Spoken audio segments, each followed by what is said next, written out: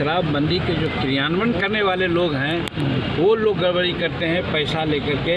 जो पीने, तीसरा समीक्षा में नीतीश कुमार ने तो कहा है कि जो पावर पी के जा रहा है उसको नहीं पकड़ना है। जहाँ मेरे पिताजी शराब बनाते थे, बेचते थे, और हम 82 बरस के आज हो गए हैं, अपने मुंह पर शराब नहीं लाए, तो क्या कोई कानून था?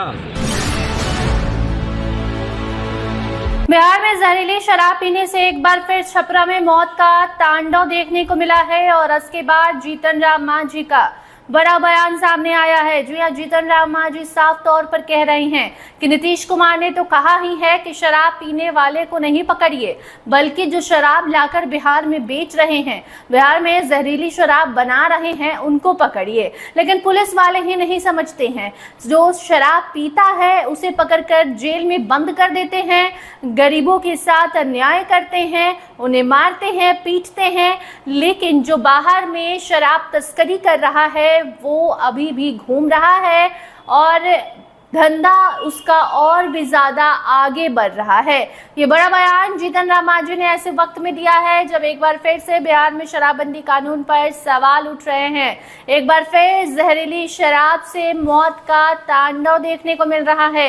लगातार लोगों की जानें जा रही है। छपरा से बड़ी खबर भी सामने आ रही है कि कई लोग जहरीली शराब पीने से गंभीर रूप से घायल हैं, तो किसी को जो है आंखों की रोशनी उसकी चली गई है, उसको कुछ नजर नहीं आ रहा है, तो कुछ की मौत भी हुई है। ऐसे में अब शराबबंदी एक बार फिर से सवालों के घेरे में है कि बिहार में ये कैसी शराबबंदी है जहां जहरीली शराब पीकर लोग जान गंवा रहे हैं। और ऐसे में जीतन राम मांझी जो एनडीए में हैं और लगातार शराबबंदी पर सवाल उठाते रहते हैं और खासकर बिहार के उन अधिकारियों पर सवाल उठाते हैं जिनके कारण बिहार में शराबबंदी कानून आज तक सफल नहीं हो पाई।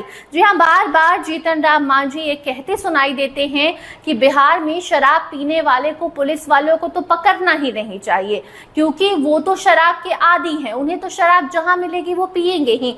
लेकिन सबसे बड़ा सवाल ये है कि उन शराबियों तक शराब पहुंचा कौन रहा है। अब मार्केट में शराब बिकेगी, मार्केट में नहीं भी तो कहीं भी चोरी छिपे। अगर शराब बिक रही है, शराब मिल रही है, तभी तो लोग शराब खरीद रहा है। और ऐसे में गरीबों के ऊपर ये जो अत्याचार किया जाता है, कहीं गरीबों की जान जाती है जहरीली शराब से, कहीं गरीब जेल के भीतर चले जाते हैं और 10,000 20,000 देकर उन्हें छुड़वाना पड़ता है परिवार वालों को जिनकी आर्थिक स्थिति पहले से ठीक नहीं है। ऐसे में गरीब इस शराबबंदी कानून के कारण फंसते हैं, लेकिन असलियत ये है कि उन्हें पकड़ने से कुछ नहीं होगा। कई बार जीतन राम मांझी जो केंद्रीय मंत्री हैं, एनडीए में अभी बिहार में शामिल हैं, और ऐसे में वो कई बार ये सवाल उठा चुके हैं और उनका सवाल जायज भी होता है, क्योंकि अगर आप शराबियों को पकड़ रहे हैं तो क्या इससे बिहार में बाकी और शराबी भी पकड़े जाएंगे, या फिर आप शराब तस्कर को पकड़ेंगे तब उन शराबियों पर आप कंट्रोल कर पाएंगे। सबसे बड़ा सवाल ये है कि बिहार में इतनी आसानी से कहां से शराब आ जा रही है। क्या तस्करों का कनेक्शन किसी सफेद पोश से है? ये सवाल हमारा भी है और जीतन राम मांझी का भी। जीतन राम मांझी एक बार फिर से शराबबंदी पर खूब बोले हैं और बोले हैं कि शराब पीकर अपने घर शराब ले जाने वाले गरीबों को पुलिस नहीं पकड़ेगी। ये नीतीश कुमार की सरकार भी कहती है, बल्कि पुलिस को उसे पकड़ना चाहिए जो शराब की तस्करी कर रहे हैं, शराब का धंधा कर रहे हैं, जहरीली शराब बना रहे हैं। लेकिन अफसोस कि अधिकारियों ने शराबबंदी को असफल बना रखा है, क्योंकि अधिकारी ही शराब तस्करों के साथ मिले रहते हैं, मिली भगत रहती है और करोड़ों का गबन करते रहते हैं, क्योंकि उन्हें शराब दूसरे राज्य से लाकर बिहार में बेचने से काफ़ी ज़्यादा प्रॉफिट होता है।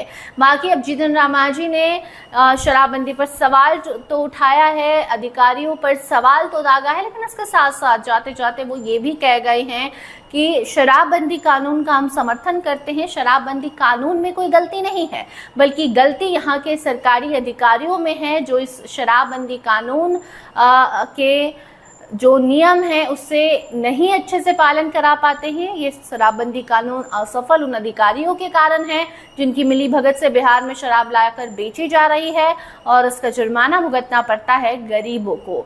बाकी अब जीतन राम मांझी के इस टिप्पणी पर, इस पूरे रिपोर्ट पर आपकी क्या राय है? आप किस तरीके से बिहार में लागू शराबबंदी को देखते हैं? कमेंट सेक्शन में जरूर बताइएगा।